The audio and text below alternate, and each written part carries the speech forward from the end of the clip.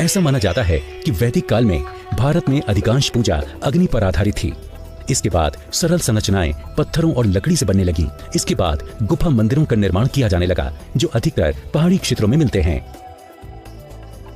तो इस प्रकार इन साधारण संरचनाओं से जटिल और अनोखी वास्तुकला युक्त संरचनाओं का विकास हुआ, और इनसे हम समझ सकते हैं कि प्राकृतिक संसाधनों, प्रौद्योगिकी के विकास, अभियांत्रिकी और सौंदर्य शास्त्र में हमने कैसे महारत हासिल की। लेकिन जैसे जैसे समाज विकसित हुआ, मंदिर शिक्षा, सामाजिक समारोहों, उत्सवों और विवाहों के स्थल बन गए, और आखिरकार ये मंदिर प्राचीन शहरों के केंद्र बन गए, जहां इनके आसपास बाजार, महल और सैन्य छावनियां बसने लगीं। वैदिक काल के बाद मंदिर शैली को मुख्यतः दो शैलियों में बांटा जा सकता है। पहली शैली उत्तर भारतीय शैली यानी नागर, और दूसरी दक्षिण भारतीय यानी द्रविड़ शैली कहलाती है। नागर शैली के मंदिरों का निर्माण गुप्त काल में 320 से 650 ईसा पूर्व के दौरान हुआ था। ऐसे मंदिर आमतौर पर उत्तर और मध्य भारत में मिलते हैं। द्रविड़ या दक्षिण भारतीय शैली के मंदिरों में पिरामिडीय संरचना होती थी, जिसे विमान कहा जाता है। दक्षिण शैली या द्रविड़ मंदिरों की उत्पत्ति कांचीपुरम के पल्लव युग के दौरान 600 से 850 ईस्वी में, और बाद में बादामी के चालुक्य और मदुरई के पांड्या शासनकाल में हुई थी। तीसरी शैली है वेसरा। इस शैली के मंदिरों की स्थापत्य कला नागर शैली और द्रविड़ शैली का मिश्रण है। इनमें बौद्धों के मेहराबदार पूजा स्थलों का प्रभाव भी देखा जाता है। इस शैली का विकास चालुक्य काल के उत्तरार्ध में हुआ था। सबसे पहले हम तमिलनाडु के तंजावुर में स्थित बृहदेश्वर मंदिर की वास्तुकला को समझने का प्रयास करेंगे। इस भव्य संरचना का निर्माण राजा चोल और उनकी बहन कुंडवाई द्वारा करवाया गया था। दोनों भाई बहन शिव भगवान के भक्त थे। इस मंदिर का शुभारंभ स्वयं राजा द्वारा 1019 ईस्वी में किया गया था। चोल राजा मंदिरों के निर्माण के लिए जाने जाते थे, और उन्होंने अपने प्रभाव वाले मध्य तमिलनाडु के कावेरी डेल्टा क्षेत्र में लगभग 300 मंदिरों का निर्माण कराया था। लेकिन चोल राजाओं ने स्मारक संकल्पना, वास्तुकला की भव्यता और शक्तिशाली मूर्तिकला के प्रतीक के रूप में विशाल बृहदेश्वर मंदिर बनवाया था। इस मंदिर का निर्माण वास्तुशास्त्र पर आधारित है, जिसे प्राचीन निर्माण विज्ञान माना जाता है।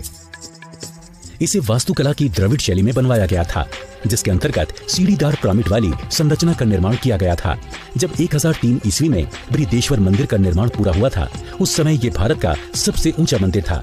1000 साल के बाद भी 65.84 मीटर की ऊंचाई के साथ ये मंदिर आज भी भारत का सबसे ऊंचा मंदिर है। मंदिर के अभिविन्यास को देखें तो ये 241 गुणा 121 मीटर आकार वाले एक विशाल आयताकार बाड़े के जैसा है।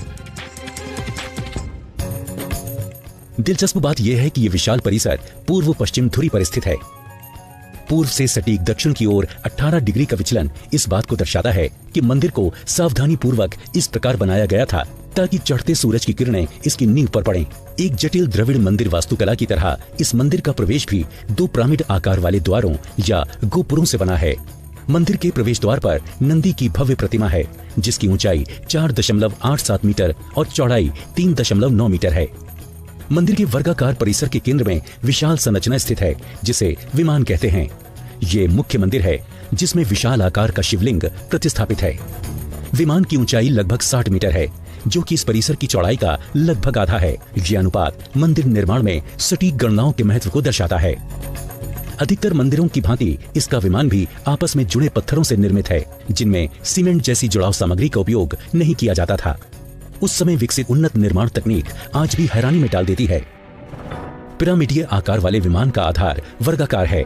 इसे एक विशाल आधार पर बनाया गया है, जिसमें 2 मंजिला दीवार इसे सहारा देती है।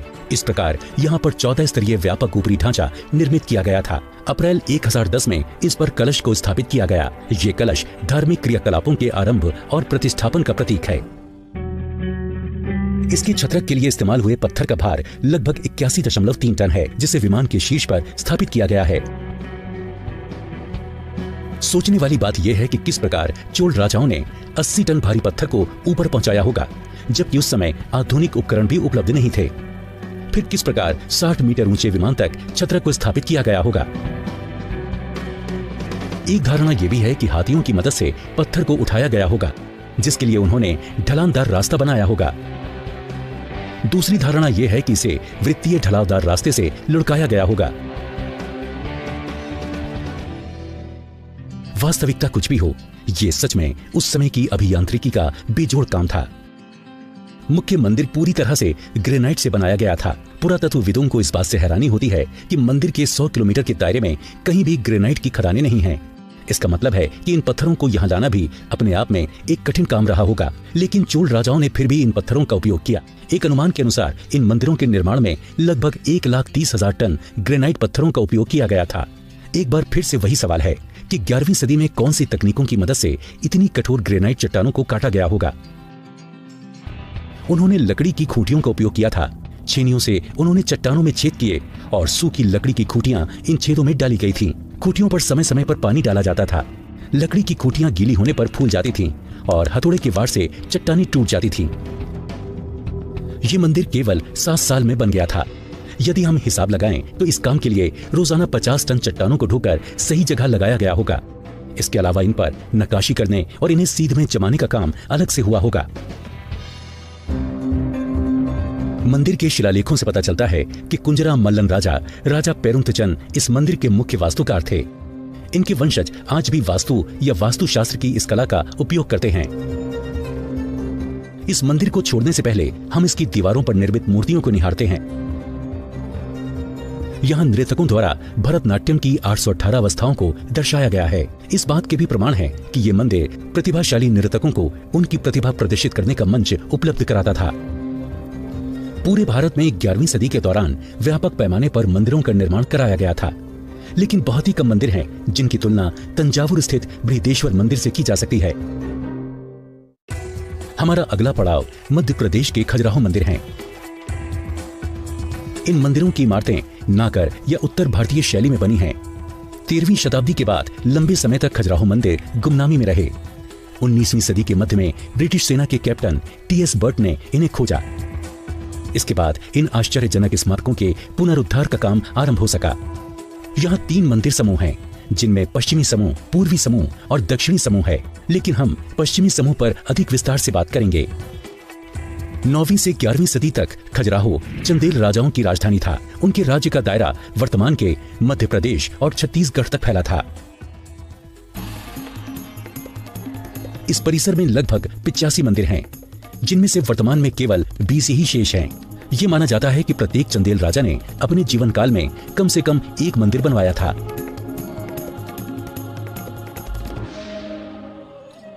खजुराहो अपनी कामुक मूर्तियों के लिए जाना जाता है, लेकिन असल में इस परिसर में कामुक मूर्तियां केवल 2% ही हैं। उस समय की वास्तुकला की बौद्धिकता और समृद्धता वाकई अनोखी रही होगी। यहाँ ब्राह्मणवादी और जैन दोनों धर्मों के मंदिर हैं। इन्हें पांडु, गुलाबी और पीले रंगों के बलुआ पत्थरों से निर्मित किया गया था। चंदेल राजाओं ने इनका निर्माण हजारों मूर्तिकारों, वास्तुकारों और राजकीरों की मदद से करवाया था।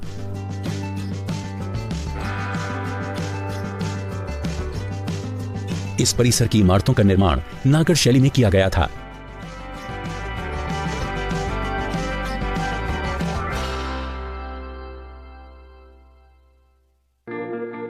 खजुराहो परिसर में इमारतों के अनेक समूह हैं। हम केवल कुछ ही इमारतों की शैलियों पर बात करेंगे। इस परिसर के विशाल मंदिरों में से एक कंद्रिया महादेव मंदिर है। इस परिसर के अनेक मंदिरों की मुख्य विशेषता इनका मधुमक्खी आकार वाला केंद्रीय शीर्ष है, जिसे शिखर कहते हैं, जिसका शीर्षतम बिंदु मुख्य देवता के ऊपर स्थित होता है। इसके आसपास छोटे सहायक शिखर होते हैं, जिन्हें उरु श्रृंगा या मध्यवर्ती टावर कहा जाता है। इन्हें इस प्रकार से बनाया जाता है कि प्राकृतिक रूप से शिखर आंखों से उच्चतम बिंदु पर दिखे। ऊंचे उठे हुए आधार अधिष्ठान पर इन्हें स्थापित करने के कारण आंखों को और ऊपर उठाना होता है। इससे इन्हें बहुत दूर से भी देखा जा सकता है।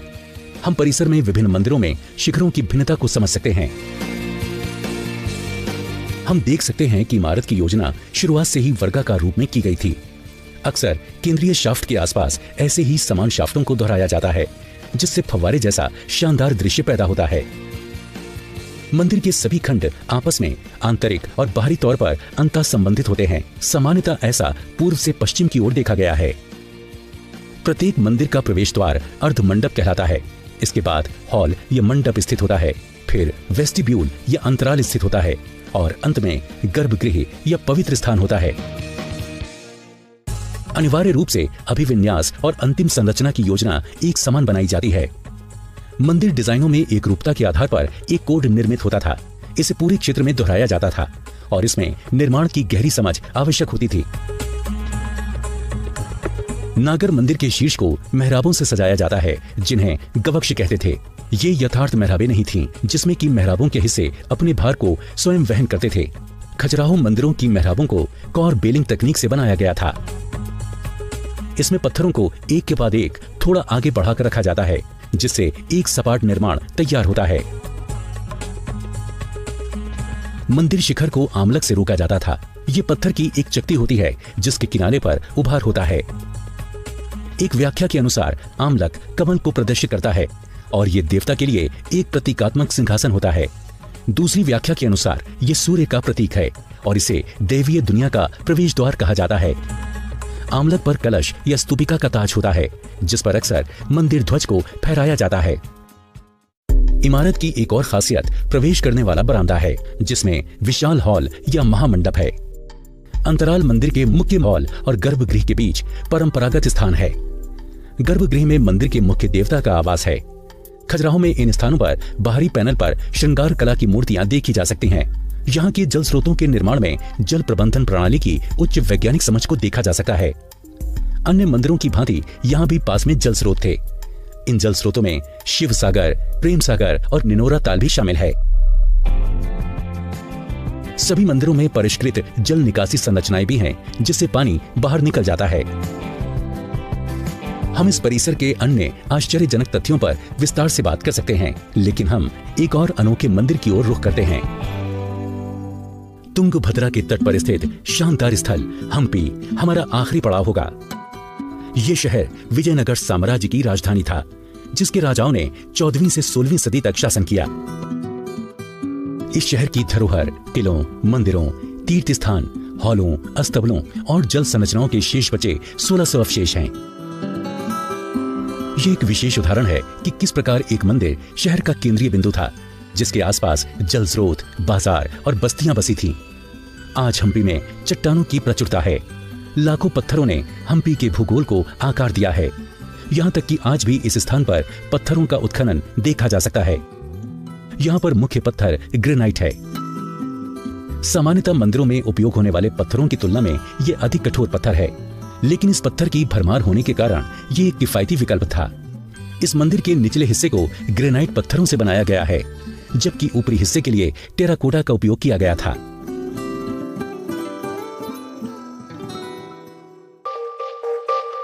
चलिए हम्पी की संरचनाओं को थोड़ा विस्तार से समझने की कोशिश करते हैं।